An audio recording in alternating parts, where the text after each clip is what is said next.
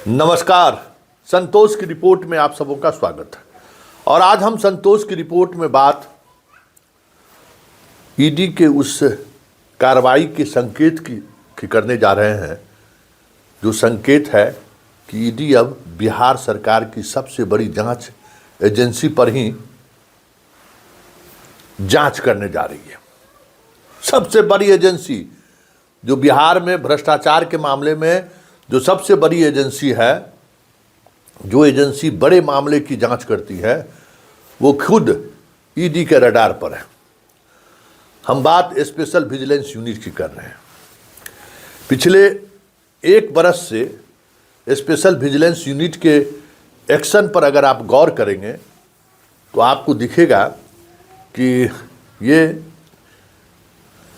जो special vigilance unit है, भ्रष्टाचार के खिलाफ कार्रवाई करने के बजाय या भ्रष्टाचारियों पर कार्रवाई करने के बजाय भ्रष्टाचारी से जुड़े हुए मसले से जुड़ी हुई फाइलों पर कुंडली मारकर बैठने की प्रवृत्ति कुछ ज़्यादा दिख रही है। ईडी इस स्पेशल विजिलेंस यूनिट के एक डीआईजी को, जिनको एक्सटेंशन दी गई है, को खास तौर पर रडार पर लिया है, जिसके बारे में कहा जा रहा है कि उसके सेवा विस्तार में रिशु श्री की बड़ी भूमिका है।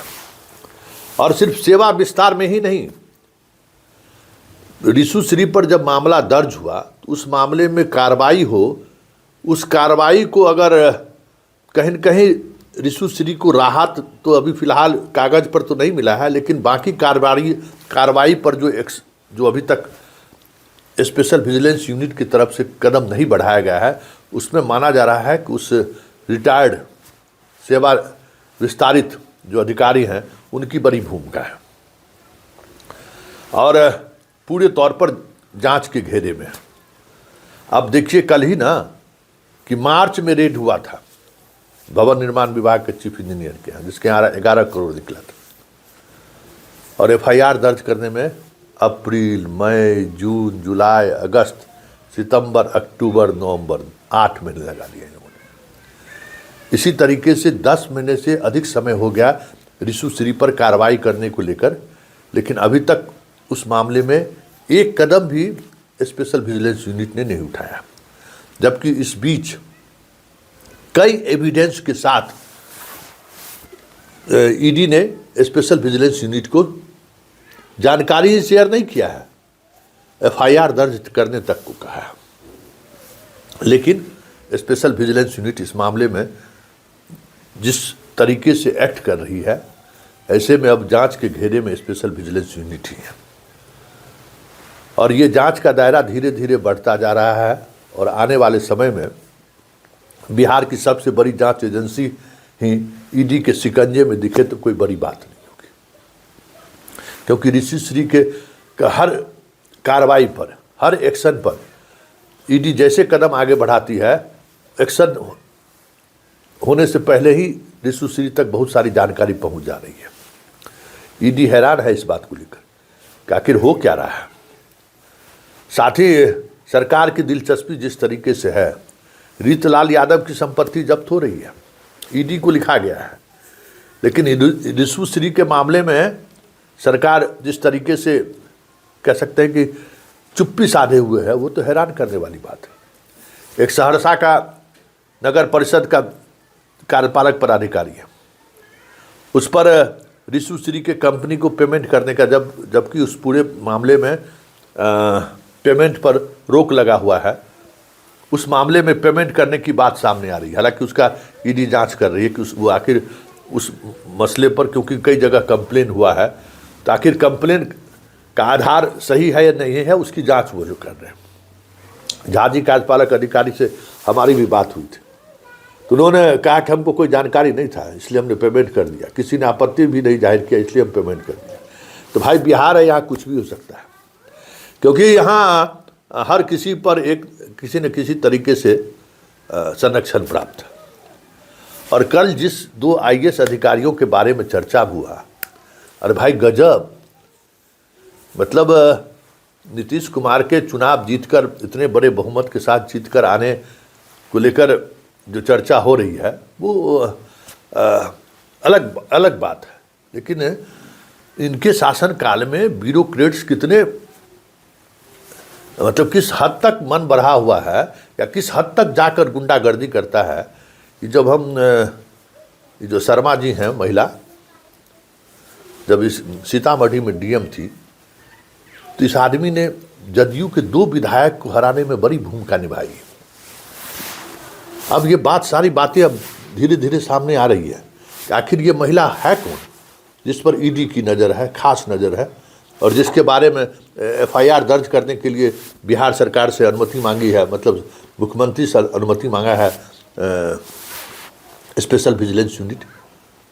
तो उसमें अभिलाषा कुमारी शर्मा सीतामढ़ी में डीएम थी, और इस डीएम ने डीएम के भ्रष्टाचार के खिलाफ आवाज़ उठाने वाले लोग, जो विधायक थे वहाँ के, एक मंत्री थी, उसको इसने बैठकर चुनाव हरवाया।